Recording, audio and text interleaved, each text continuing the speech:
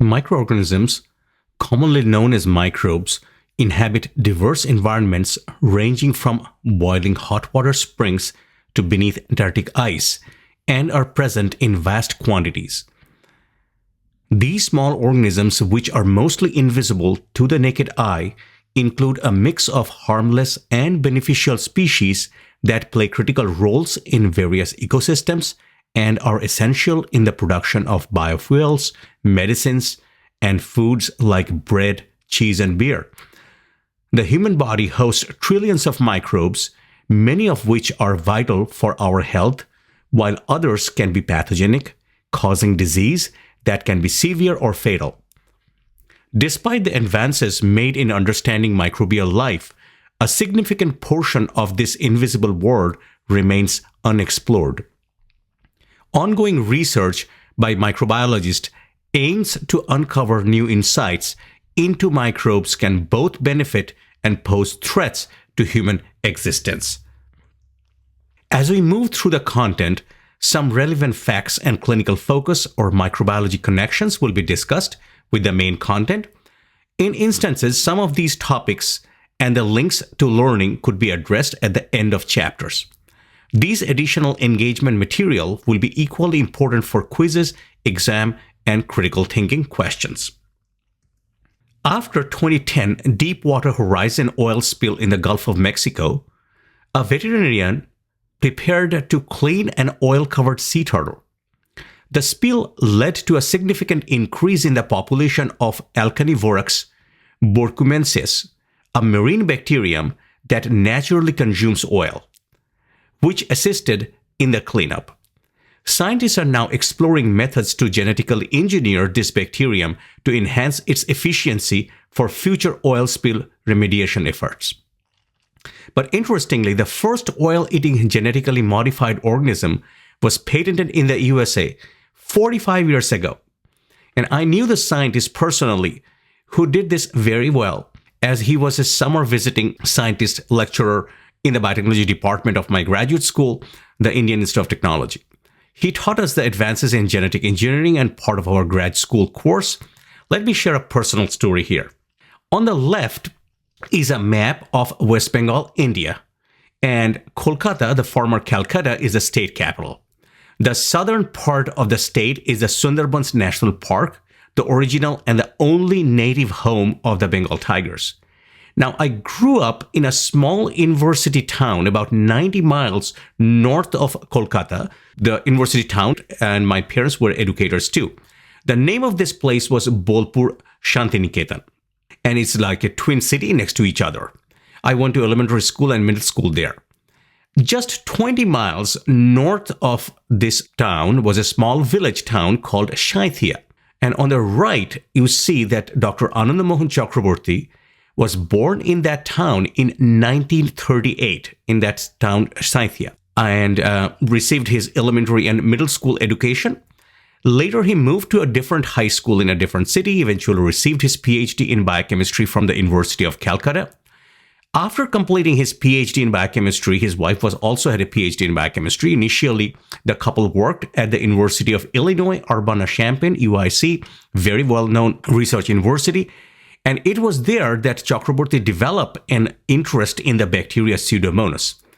After 6 years, the couple moved to the upstate New York, where Chakraborty took a job in General Electric. Schenectady, it's in the Albany County. It's an outskirt small town, upstate New York. And during the course of Dr. Chakraborty's research at GE, he had an associate genetically engineered a new stable type of Pseudomonas capable of breaking down crude oil. Dr. Chakraborty sought a patent on this process pursuant to a Title 35 USC Section 101, which provided patents for people who intended to discover any new useful manufacture or composition of matter. The request was rejected by a patent examiner and affirmed by the Patent Office Board of Appeals, stating that living things were not patentable under Section 101. This decision was reversed by the Court of Customs and Patent Appeals, which concluded that the fact that microorganisms were alive was without legal significance for purposes of the patent law. Sidney Diamond, Commissioner of Patents and Trademarks, appealed to the Supreme Court. The Supreme Court case Diamond versus Chakraborty 447 U.S. 303 in 1980 was argued on March 17, 1980 and decided on June 16, 1980.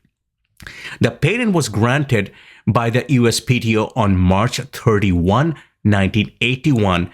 The court held forms of life can be patented if they are outcome of human ingenuity and research and not nature's handiwork. Chief Justice Warren Burger, delivering the opinion of the court in a 5-4 decision, added, "Nor does the fact genetic technology was unforeseen when Congress enacted 101 require conclusion that microorganisms cannot qualify as patentable subject matter until Congress expressly authorizes such protection." The unambiguous language of 101 fairly embraces respondents' invention.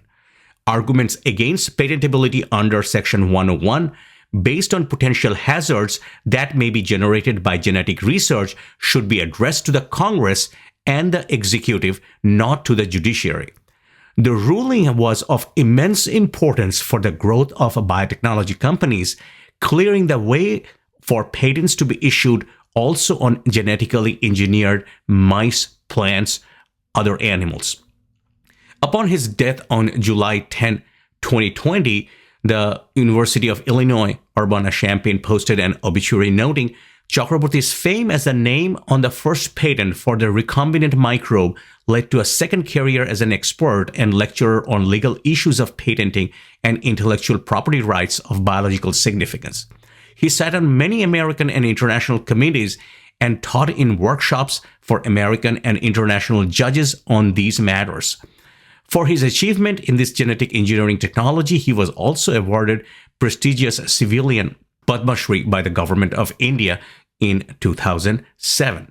So that's a fascinating story which pertains to microbiology, microorganisms, biotechnology, pharmaceutical industries, food production. There are so many genetically modified organisms that we see in our shelves, and that all started with this first patent in 1980 by Chakraborty.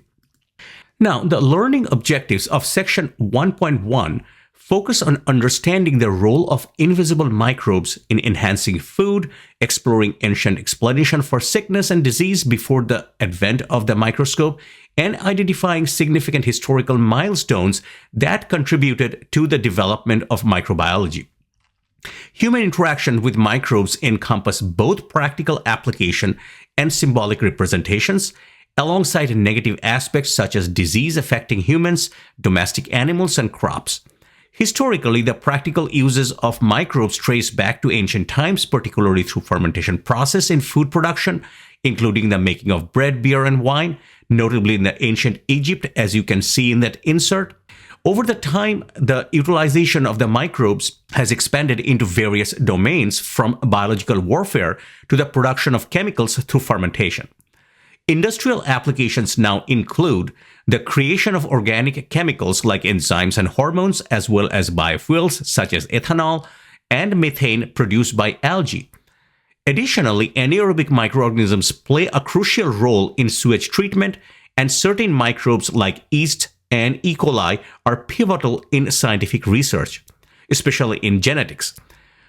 On the symbolic side, an early poem about brewing is the Sumerian Hymn of Ninkas from 1800 BC in the Middle Ages.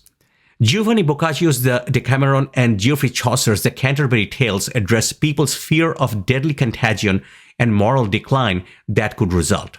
Novelists have exploited an apocalyptic possibilities of pandemics, from Mary Shelley's 1826 The Last Man and the Jack London's 1912 The Scarlet Plague onwards. Hilary Belloc wrote humorous poems The Microbe in 1912. Dramatic plagues and mass infection have formed the storylines of many Hollywood films, starting from The Nosferatu in 1922. In 1971, the Andromeda strain told the tale of extraterrestrial microbe threatening life on Earth. Microbiologists since Alexander Fleming have used colored and fluorescent colonies of the bacteria to create miniature artworks. Today, most understand the basic role of microbes or germs in human cells, a concept taught even to school children. Despite this familiarity, the existence of many microbes was not significantly validated until the invention of microscope. Microorganisms, defined as tiny organisms, often require microscopic examination for identification, though some fungi and parasites are visible to the naked eye. Historical evidence indicate that humans have coexisted with harnessed microorganisms long before their visibility, using this knowledge for food production and disease prevention. This overview highlights the historical applications of microbiology and the early development of microbiology as a scientific discipline. Fermented food and beverages such as beer, wine, bread, yogurt, cheese, and pickled vegetables have been enjoyed globally throughout history. Archaeological evidence indicates that prehistoric societies also utilized fermentation for preservation and flavor enhancement. For instance, findings from Neolithic village in China revealed that as early as 7000 BC, people were crafting a fermented drink from ice, honey, and fruit. The production of these items relies on microbial fermentation, a process whereby bacteria, mold, or yeast transform sugars or carbohydrates into alcohol, gases, and organic acid. It is believed that early humans discovered fermentation accidentally, possibly by consuming spoiled milk or fermented grape juice. Over time, they learned to intentionally use fermentation to create a variety of products, including bread, cheese, and wine. Here, a fascinating story about an Iceman. Otzi the Iceman is a natural mummy from the Copper Age dating between 3350 and 3105 BC. Discovered in 1991 by hikers in the Austral Alps, known as also as the Tyrolean Alps, straddling Australia and Italy border. And here I am in 2015 on the Stubai Glacier of the Tyrolean Alps, a huge ski resort not far from where the Otzi the Iceman was recovered. He was naturally preserved in ice after being murdered, leading to his dehydration over time as Europe's oldest known natural human mummy. Otzi is remarkably well preserved and was found with various artifacts, including a bow and quiver of arrows, a copper-bladed axe, a flayed dagger, birchwood vessels, leather pouch, foreign leather garments, and shoes. Prehistoric humans had limited knowledge of disease origins, leading to varied cultural beliefs such as illness being divine punishment or fate.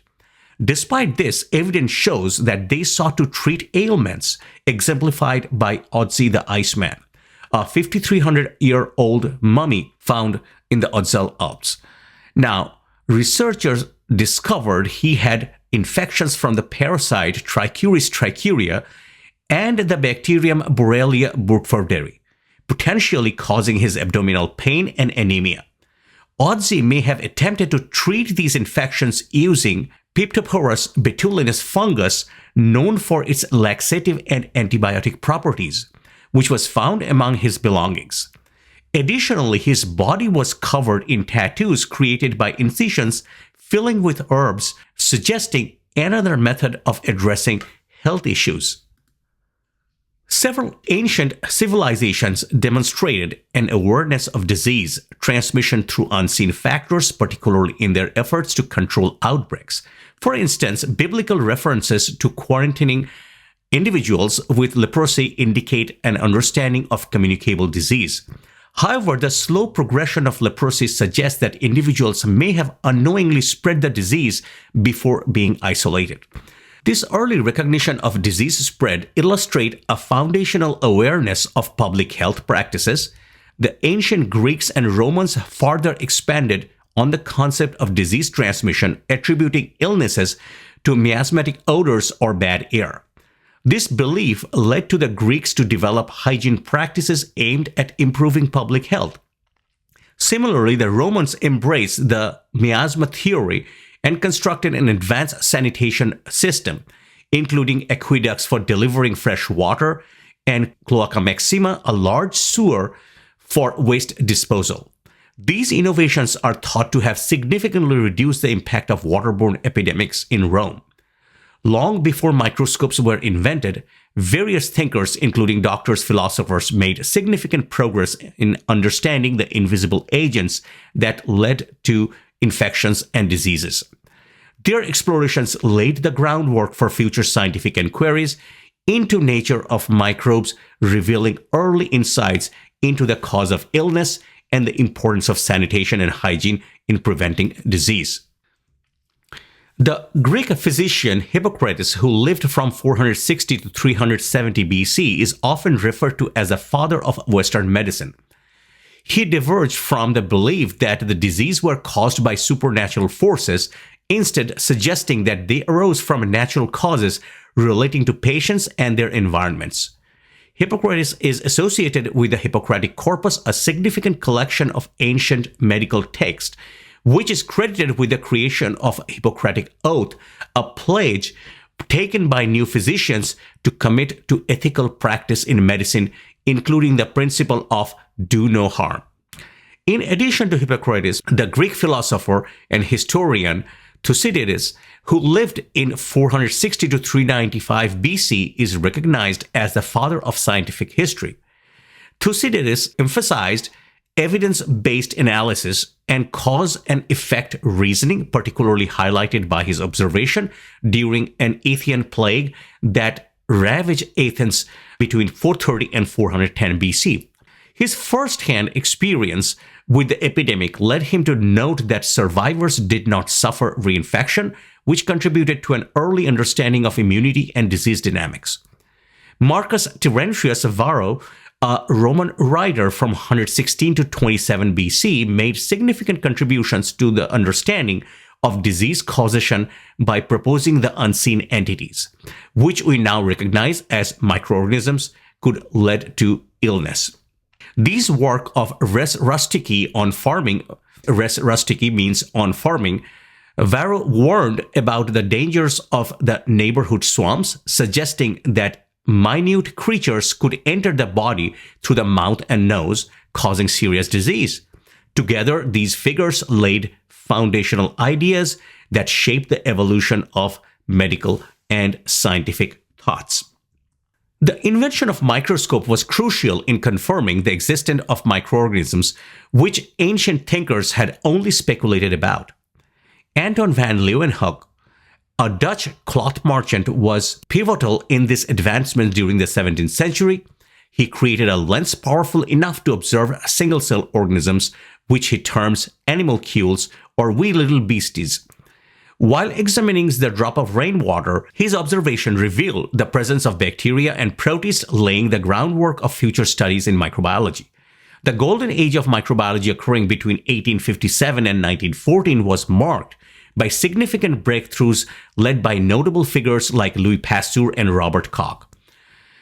Pasteur identified distinct characteristics of individual microbial strain invented by pasteurization and developed vaccine for various diseases, including rabies.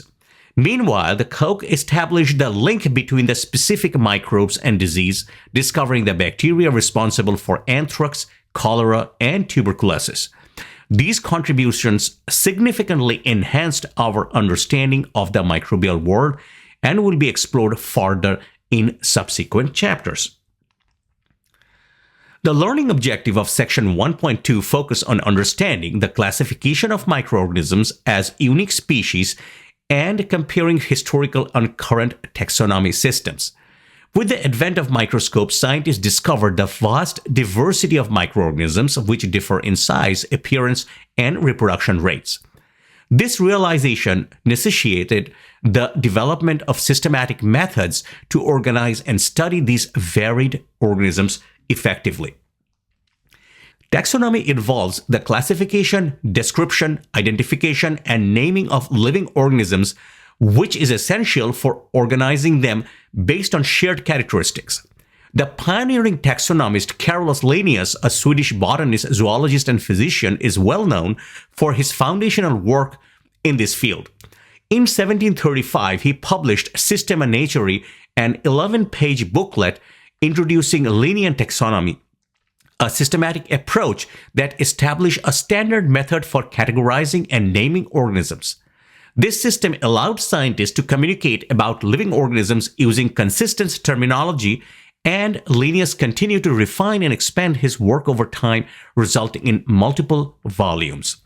Linnaeus categorized the natural world into three kingdoms: animal, plant, and mineral.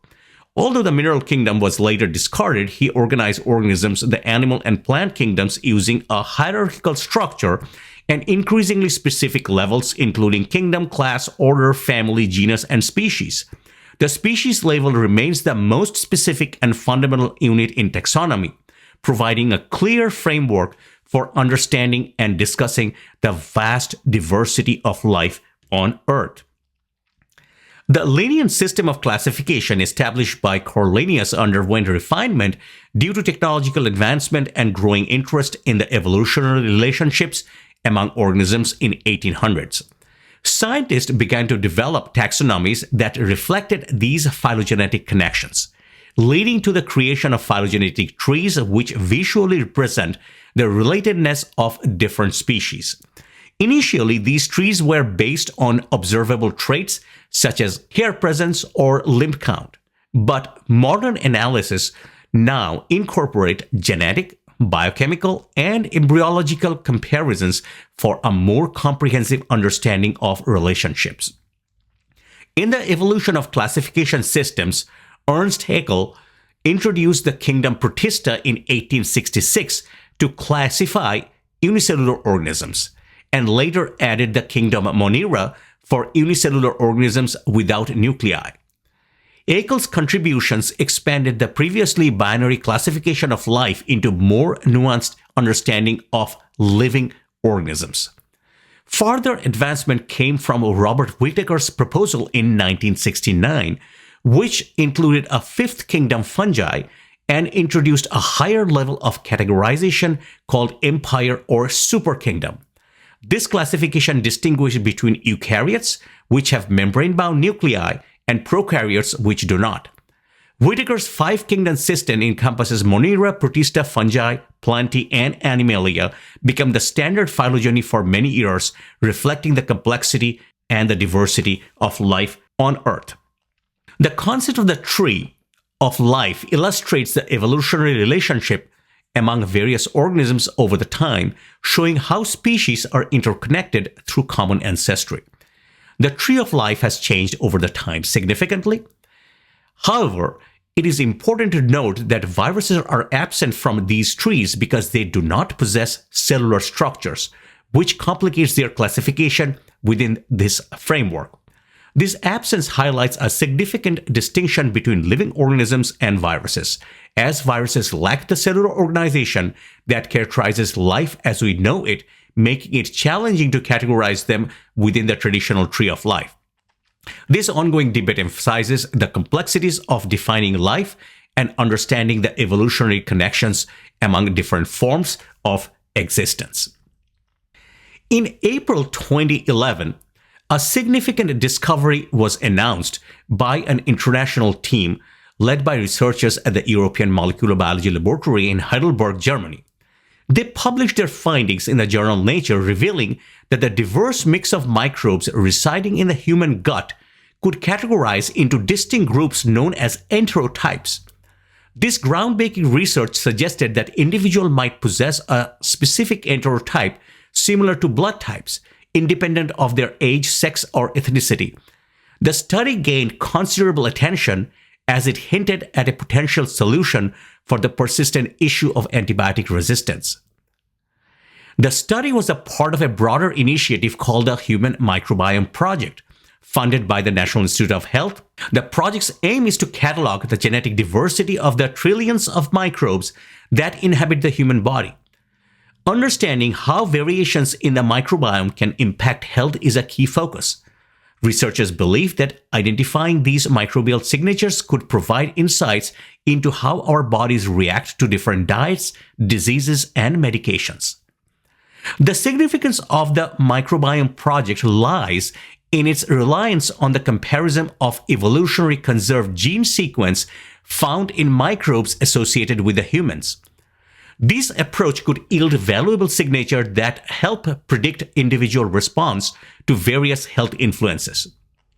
Professor Nigel Goldenflint from the University of Illinois Urbana-Champaign emphasizes that recognizes the human body as an ecosystem which hosts 10 times more microbial cells than human cells opens up new possibilities for personalized medicine.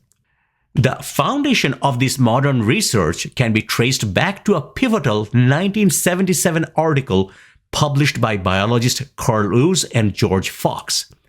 Their contribution revolutionized the classification of cellular life by reclassifying it into 3 distinct domains, challenging prior biological classification systems.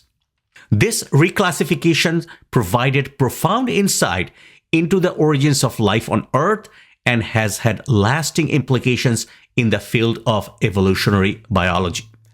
Woose's groundbreaking report laid the groundwork for the current microbial sequencing efforts, making them meaningful and impactful by providing a structured framework for understanding microbial diversity. Woese and Fox's discovery continues to influence contemporary research in microbiology and personalized medicine, emphasizing the importance of microbial communities in human health. The Department of Biological Sciences features a robust team of microbiologists focused on diverse areas of the ecosystem: microbiomes, microbial ecology, infectious disease, host pathogen interaction, antibiotic resistance, bioinformatics, and applied genetics here at the Clemson universities. Ongoing research projects have involved metagenomics and metatranscriptomics in relation to environmental factors, aiming to elucidate the contribution of microbes and the microbiome in both natural and human-influenced environments, with a significant emphasis on human microbiome within the Clemson's microbiology subdiscipline. The video insert shows how Clemson is involved in the microbiome project, but it all started with Woese and Fox. Our lab's research focus is the gut microbiota, which are all of the microbes that live in your gastrointestinal tract. And it turns out that these microbes are actually really important for you. They outnumber a lot of your own cells, and they provide a lot of essential functions that we still are discovering to this day. So I've always been interested in the microbiome, but I typically have sort of been trained and gotten my degrees in biomedical institutions. And so when I came and visited Clemson, it was a completely different environment. But one of the advantages of our department in particular is that we have such a broad biological interest. And it turns out that a lot of the concepts that we study about the gut microbiome are actually ecological and evolutionary concepts that we've borrowed from the rest of biological fields. And so in that sense, my research has been informed and I think improved by having colleagues who have these different interests around me.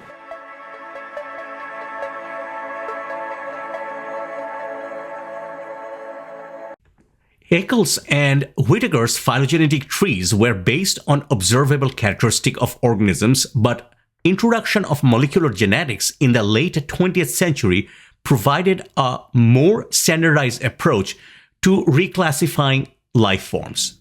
This new methodology focuses on the comparison of nucleic acids, DNA and RNA, and proteins across different species, allowing for a more objective measurement of evolutionary relationships. The principle is straightforward. The closer the genetic similarity between the two organisms, the more closely related they are deemed to be, moving beyond the subjective traits that earlier taxonomies relied upon. And in 1970s, microbiologist Carl Woese, along with George Fox, made this significant advancement by developing a genetics-based tree of life that highlighted the evolutionary pathways of various organisms. Their groundbreaking work centered on the gene sequence coding for small subunit ribosomal RNA, or rRNA. Their findings revealed that a distinct group of bacteria, now known as archaea, exhibited substantial differences from both other bacteria and eukaryotes. These led to the establishment of a 3-domain system: archaea, bacteria, and eukarya, above the kingdom level, suggesting that all these domains evolved from a common ancestral cell type, with a closer evolutionary link between archaea and eukarya than between either of those groups and bacteria. As research continues, scientists employ RNA, DNA, and protein analysis to unravel the complexities of evolutionary relationships. One significant challenge they face is horizontal gene transfer, a phenomenon where genes from one species are integrated into another's genome, which is particularly prevalent among microorganisms. This process complicates the traditional view of linear tree of life, prompting some researchers to conceptualize these relationships as webs of life, reflecting the intricate interconnections that characterize the evolution of organisms. Linnaeus developed a classification system known as the binomial nomenclature, which involves a two-word naming convention for identifying organisms by their genus and species.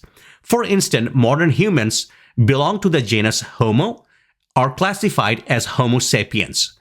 In this system, the genus name is always capitalized, while the species name is not, and both are italicized.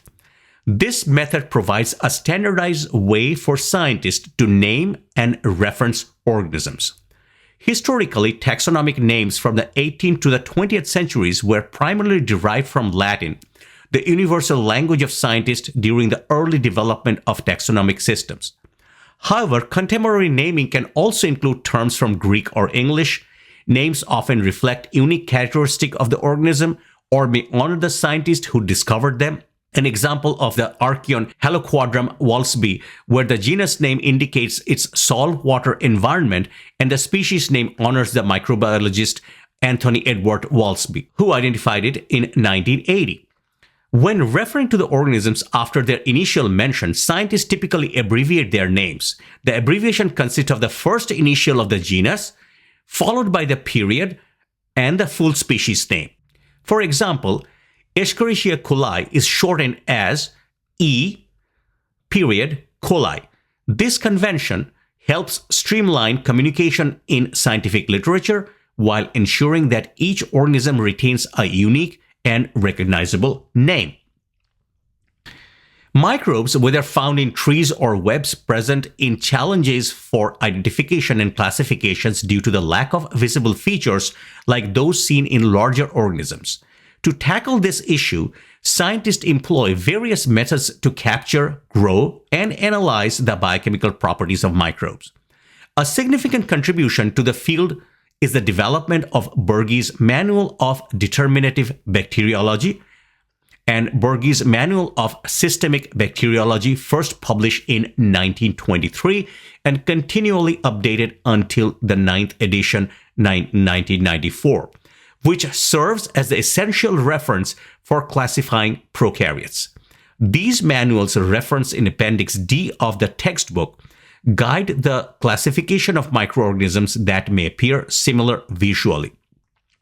To differentiate these bacteria, scientists utilize non-visual methods such as biochemical tests to identify unique chemicals, serological tests to detect specific antibodies, and advanced technologies like DNA and ribosomal RNA sequencing for accurate species identification and classification of newly discovered microorganisms.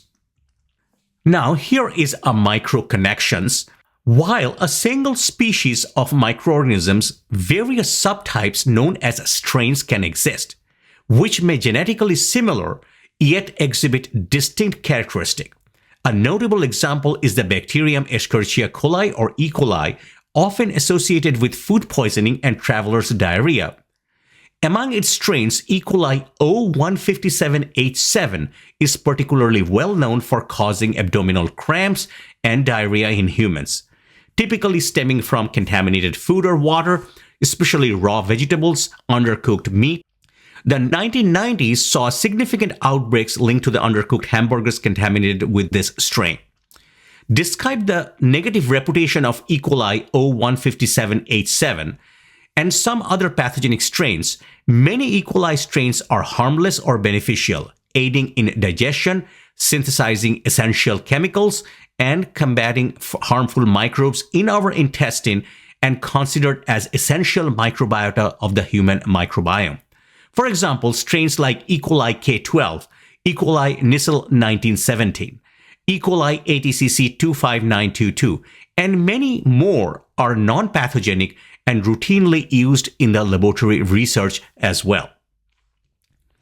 Naming the bacteria came a long way from the days of Usen-Fox and Burgess manual.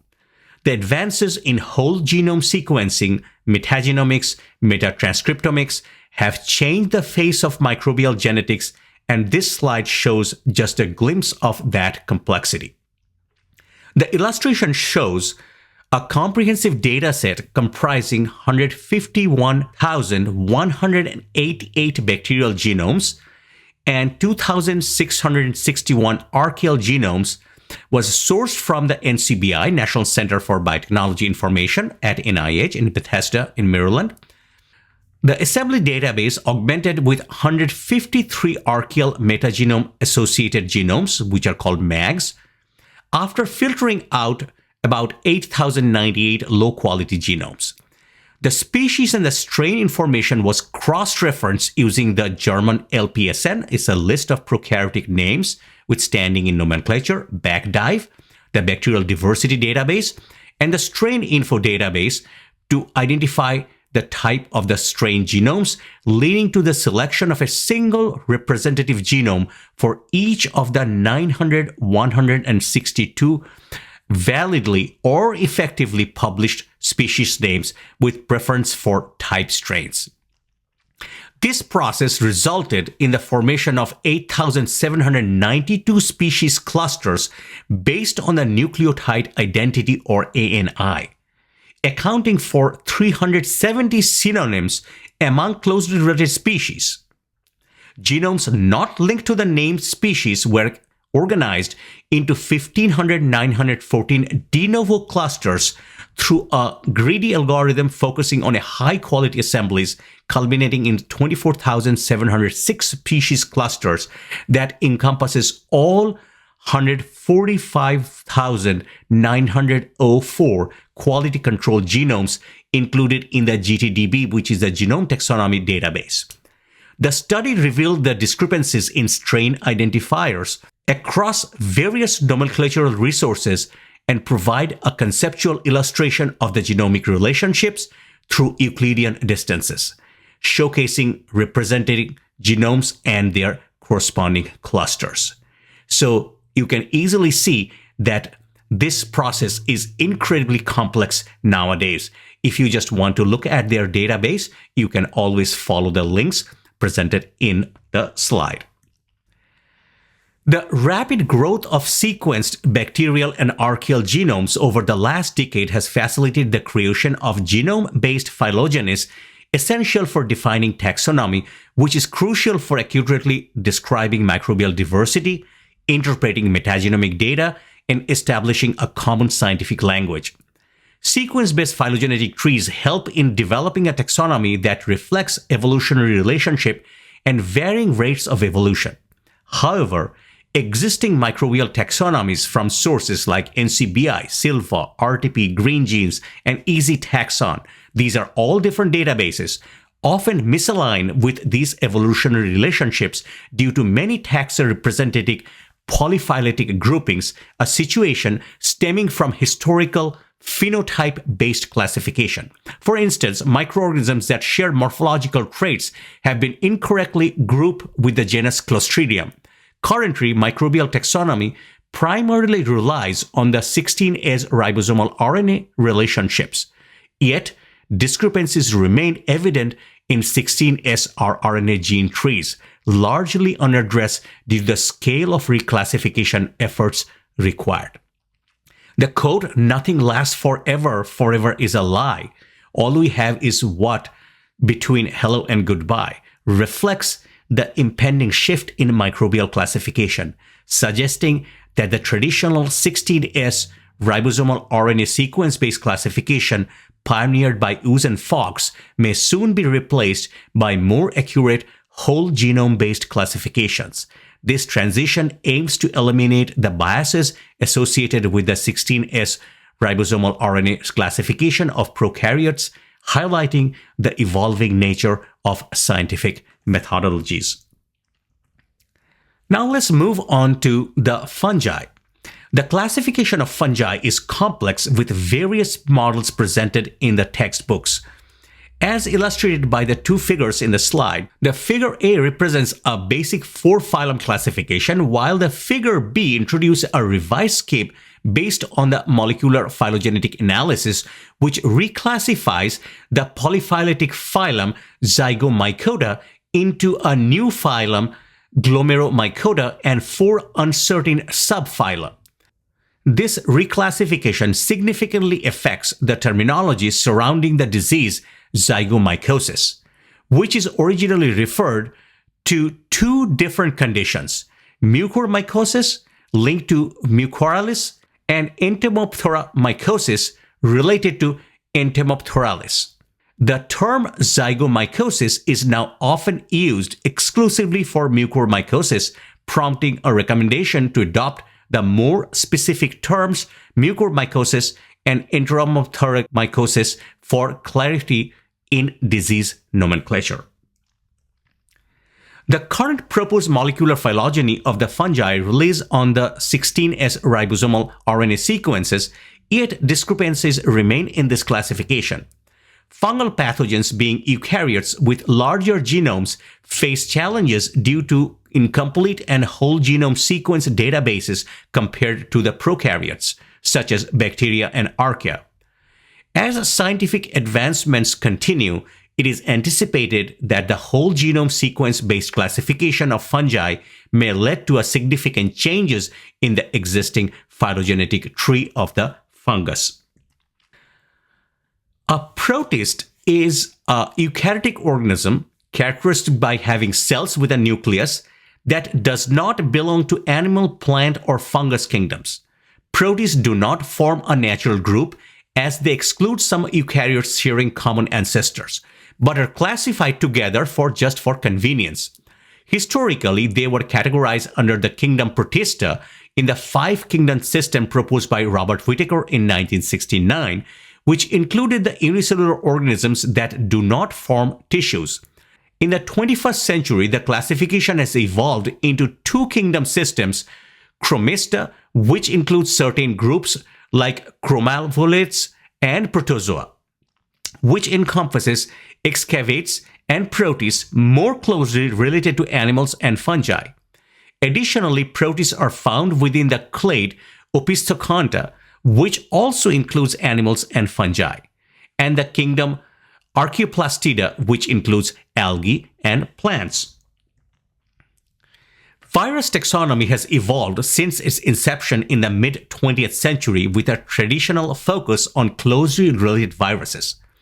Recently, the International Committee on Taxonomy of Viruses, ICTV, has expanded its classification framework to include a basal evolutionary relationship among distantly related viruses, adopting a 15-rank classification hierarchy that aligns with the Linnean system. This change allows for a more comprehensive representation of genetic diversity in the virosphere. The current taxonomies of 3 human pathogens, Ebola virus, severe acute respiratory syndrome coronavirus, and herpes simplex virus 1, are used to illustrate the impact of the expanded rank structure. The implications of this updated taxonomy are expected to stimulate further research in the virology, contributing to a deeper insight into the relationship among various pathogens and their evolutionary pathways. For detailed examples related to these viruses, refer to the original paper, please. In this section, we are going to talk about the types of microorganisms. Microbiology primarily focuses on microorganisms which predominantly microscopic, but it also encompasses larger macroscopic organisms.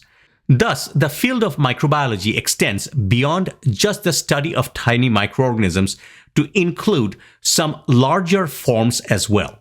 Let's find out. Microbes are predominantly unicellular organisms and often requiring magnification for visibility, through some can be observed without a microscope to be seen by the naked eye. An object must be approximately 100 micrometers in size.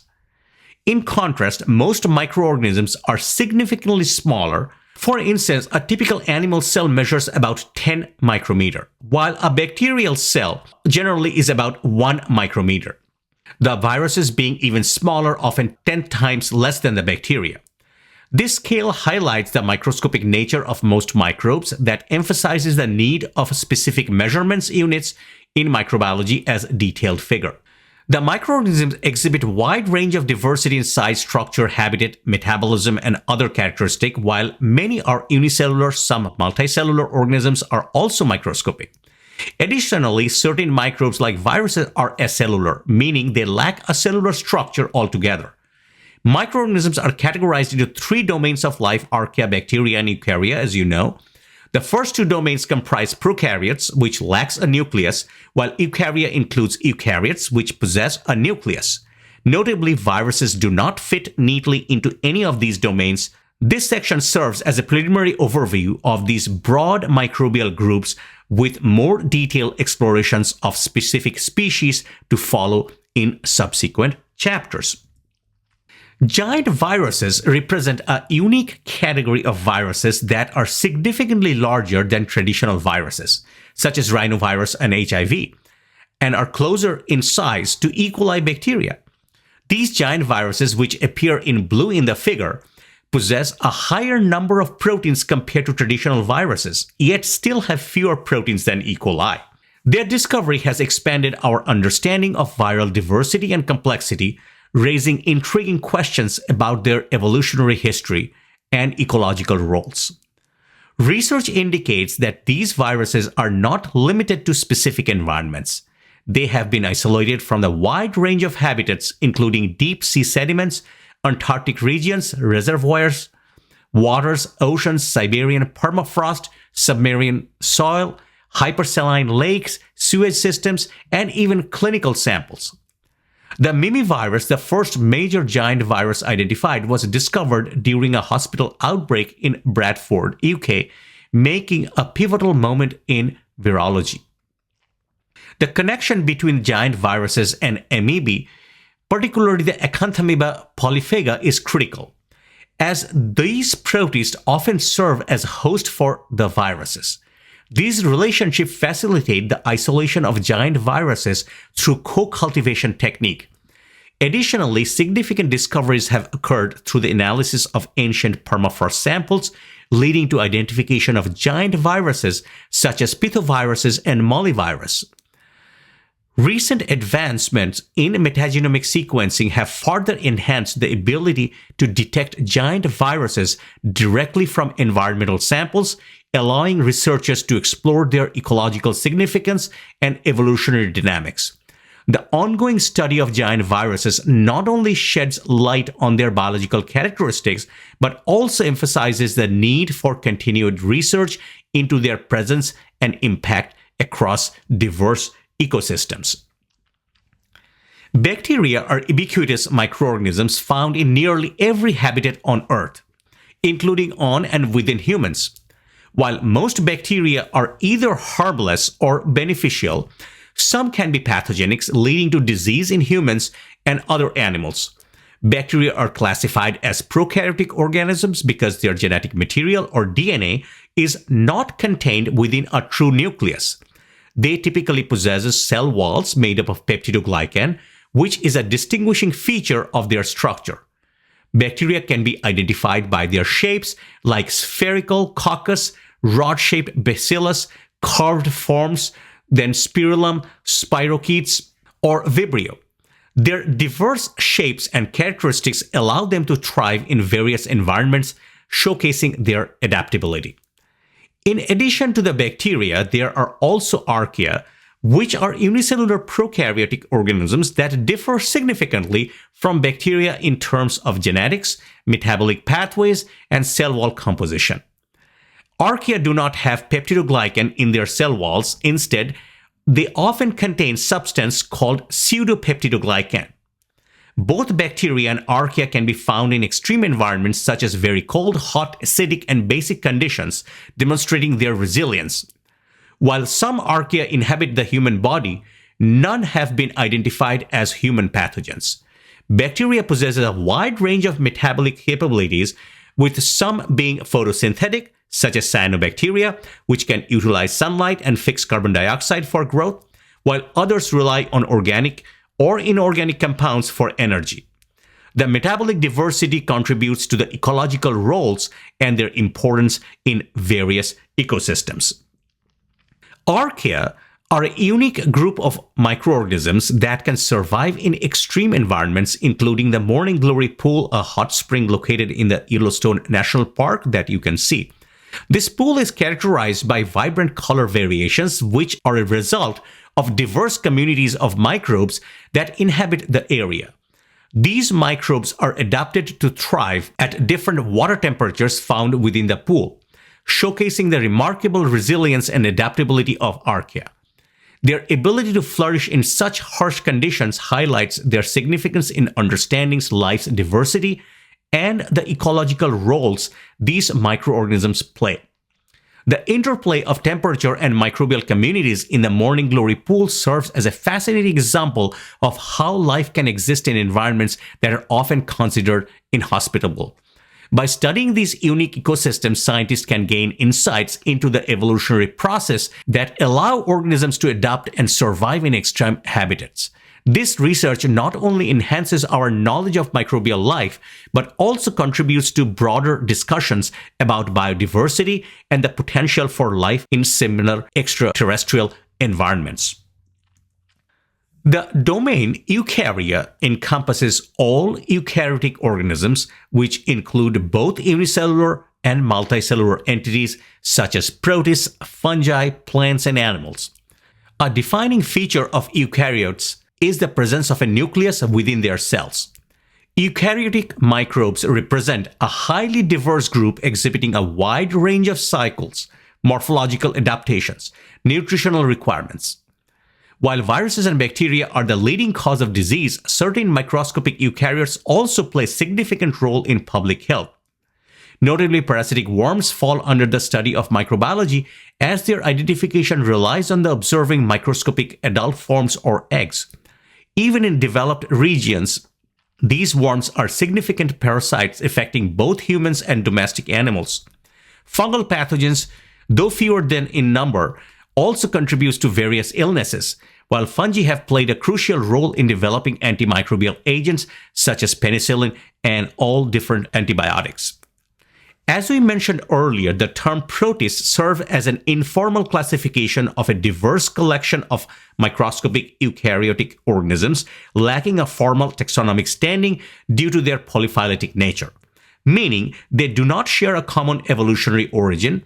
Modern taxonomy relies on the evolutionary relationship determined by biochemical, morphological, and genetic analysis, resulting in protists being distributed across various taxonomic groups within the Eukarya domain. Historically, protists were grouped into three categories: animal-like protozoans, plant-like algae, and fungus-like organisms like water molds. These groups exhibit significant differences in their fundamental characteristics. For instance, algae are capable of photosynthesis and can exist as either unicellular or multicellular organisms, while protozoa and non-photosynthetic motile entities that are always unicellular. In addition to the varied classification, protists are also characterized by their ecological roles. Microorganisms that drift or float in aquatic environment moved by the currents are categorized as plankton. These groups include zooplankton, which are motile and non-photosynthetic, and phytoplankton, which are photosynthetic organisms. Understanding the diversity and ecological significance of eukaryotic microbes is essential for grasping their impact on health and the environment. As we explore the characteristics of protists, worms, and fungi, it becomes evident that these organisms not only contribute to disease, but also possesses beneficial aspects such as production of important medicinal compounds. This dual role highlights the complexity and the importance of eukaryotic microbes in both ecological and health-related contexts. Now let's take a look at a couple of these eukaryotes. Algae, which are protists, can be unicellular or multicellular, exhibit a vast range of sizes, appearance, and habitats. Their cell possesses cell walls made up of cellulose, a carbohydrate. As photosynthetic microorganisms, algae harness energy from sunlight, producing oxygen and carbohydrates that benefit their surrounding, and serves an energy source for other organisms, making them essential to various ecosystems. Algae contribute to numerous consumer products with ingredients like carrageenan and alginic acid found in the items such as ice cream, salad dressing, beverages, lipstick, and toothpaste. Additionally, algae derivatives play a crucial role in microbiology laboratories. Agar, a gel obtained from the algae, is utilized to cultivate microorganisms in petri dish when combined with nutrients. Furthermore, research is underway to explore a potential of algae as a sustainable biofuel source, highlighting their versatility and significance in both ecological and commercial contexts. Protozoa or protozoans are diverse protists that play a crucial role in many food webs by supplying nutrients to other organisms. They exhibit various forms of movement, utilizing hair-like cilia, whip-like flagella, or extending their cell membranes and cytoplasm to create pseudopods, which are known as the false feet. Protozoa can be photosynthetic or heterotrophic, feeding on organic material. They inhabit a range of environments, with some being free-living, while others are parasitic, relying on the host organisms for survival. Although the majority of protozoans are harmless, certain species can access pathogen, leading to disease in animals and humans. Understanding the different types and behaviors of protozoa is essential for comprehending their ecological roles and potential impacts on health. Fungi, which are eukaryotic organisms, differ significantly from plants despite some multicellular fungi, like mushrooms, have a plant-like appearance. Unlike plants, fungi are non-photosynthetic and possess cell walls typically composed of chitin instead of cellulose. Within the realm of microbiology, unicellular fungi, known as yeasts, are particularly noteworthy, with over 1,000 recognized species thriving in diverse environments from the ocean depths to human skin. Yeasts play essential roles in various processes. They are crucial for baking as they help the bread to rise and are instrumental in the fermentation of beverages. However, yeast can also have negative effects such as causing food spoilage.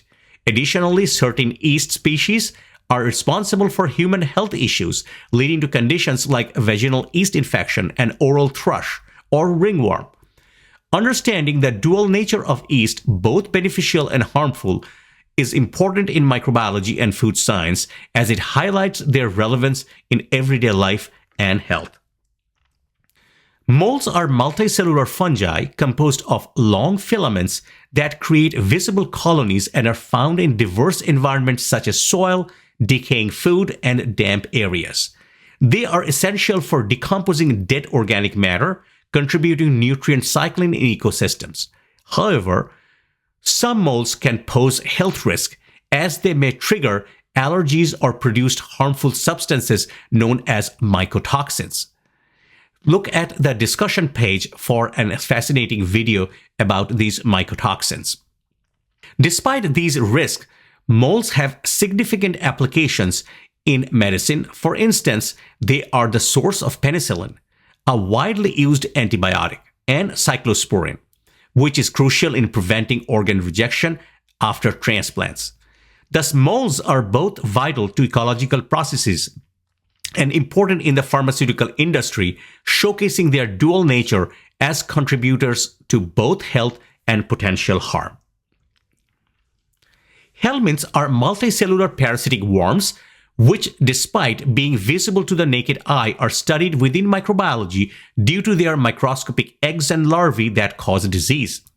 An example of a helminth is the guinea worm, Dracunculus medinensis, which leads to symptoms such as dizziness, vomiting, diarrhea, and painful ulcers as it emerges from the skin. Infection typically occurs when individuals consume water contaminated with water fleas harboring the larvae. In mid-1980s, there were approximately 3.5 million cases of guinea worm disease, but significant eradication efforts have been made since then. By 2014, only 126 cases were reported, a remarkable decline attributed to the coordinated initiatives of the World Health Organization and various organizations focused on improving drinking water sanitation. These efforts highlight the importance of addressing waterborne diseases and the role of public health interventions in reducing the incidence of infections caused by the helminths. As mentioned earlier, viruses are acellular microorganisms made up of proteins and either DNA or RNA, but never both. But they remain inactive outside a host. To replicate, the viruses must invade a host cell, utilizing the host cellular processes to multiply and spread to other cells. They are capable of infecting various cell types, including the human cells and those of other microorganisms.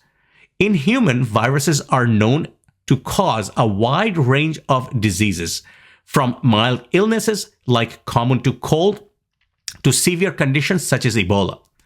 Despite their potential to cause illness, it is important to note that many viruses do not lead to disease. Understanding the nature of viruses and their mechanisms of infection is crucial in the field of microbiology and medicine, as it helps in developing strategies for prevention and treatment of the viral infections. Microbiology is a comprehensive study of microorganisms which includes various specialized subfields. Bacteriology focuses on bacteria, mycology on fungi, protozoology or protozoa, parasitology on helminths and other parasites, and virology on viruses. Immunology, which examines the immune system, is often integrated into microbiology due to its relevance in understanding host-pathogen interaction and infectious diseases. Furthermore, microbiologists may concentrate on specific areas such as clinical microbiology, environmental microbiology, applied microbiology, or food microbiology, allowing for a more targeted exploration of how microorganisms impact health, ecosystem, and food safety. These specialization enables researchers to delve deeper into their chosen fields, contributing to the advancement in medicine, environmental science, and various industries reliant on microbial processes. Understanding these distinctions within the microbiology is crucial for addressing the complex roles that microorganisms play in both beneficial and harmful ways within our world. So here we have another micro connection, which is a microbiology toolbox. Microbiology relies on technology to enhance our ability to perceive individual microbes, which are typically too small to see without aid. Early microbiologists such as Pasteur and Koch achieved remarkable discoveries with limited tools compared to what is available today. Future chapters will delve deeper into the applications of technology in microbiology, but this section provides a brief overview of the essential tools used in microbiology laboratories. An inoculation loop is a small handheld tool with a wire loop at the end used for streaking microorganisms on agar plates in petri dishes or transferring them between the test tube. It is essential to sterilize this loop prior to the use to prevent contamination of cultures. A Bunsen burner is usually a metal device that produces a flame for sterilizing equipment with gas supplied through a rubber tube. However, many laboratories are replacing Bunsen burner with the infrared micro-incinerators, which provide similar sterilization benefits while minimizing the safety hazard associated with the open flame. The growth media in laboratory setting to cultivate microorganisms can be either liquid or solid gel-like. These media supply essential nutrients such as water, salts, carbon sources like glucose, and nitrogen amino acids such as yeast extract necessary for the growth of reproduction of microorganisms. The composition of a growth medium can be adjusted to support the growth of specific types of microorganisms. A petri dish is a flat lidded container usually measuring about 10 to 11 centimeters in diameter and about 1 to 1.5 centimeters high, made from either plastic or glass, and is primarily used to hold growth media for various biological experiments. The top right petri plate shows a Staphylococcus aureus streaked in there, a bacterium responsible for various skin and respiratory diseases. In the middle petri plate, this run the Legionella, a bacterium that thrives in cooler environments such as air conditioning ducts and vents. Legionella is notorious for causing Legionnaire's disease, a severe form of pneumonia that can be fatal, particularly among vulnerable populations. Legionella was discovered following a major outbreak in 1976 during an American Legion convention in Philadelphia. At the Bellevue Stratford Hotel, over 600 attendees were exposed to the bacteria from the central air conditioning system, leading to more than 200 hospitalizations and 34 deaths within a week.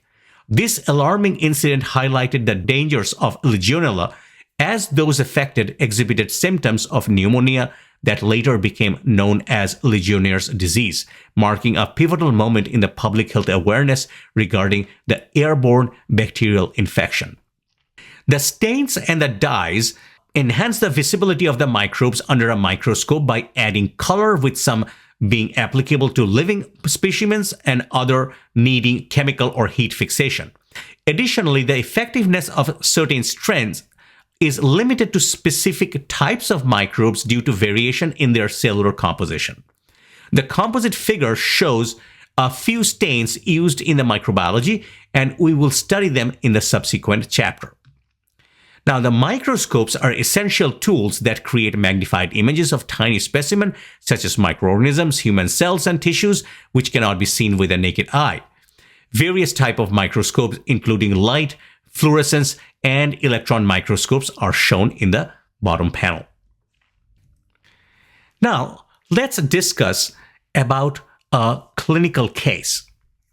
Now, Cora, a 41-year-old lawyer and mother of two, has been experiencing severe headaches, high fever, a stiff neck, alarming symptoms that prompted her husband to take her to see a doctor. In addition to these symptoms, Cora has also displayed confusion and unusual drowsiness. Given the seriousness of these signs, the doctor suspects meningitis, an infection that can affect the brain and the spinal cord and can be life-threatening.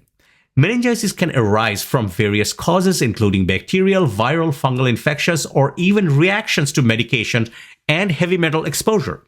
While viral meningitis typically resolves on its own, bacterial and fungal forms are more severe and require immediate medical prevention. To investigate the further, the doctors order a lumbar puncture or a spinal tap to collect the cerebrospinal fluid, which is called the CSF, samples from the patient. The sample will undergo testing in 3 departments: clinical chemistry, microbiology, and hematology. The initial examination of the CSF will check for abnormal coloration, cloudiness, and the presence of red and white blood cells.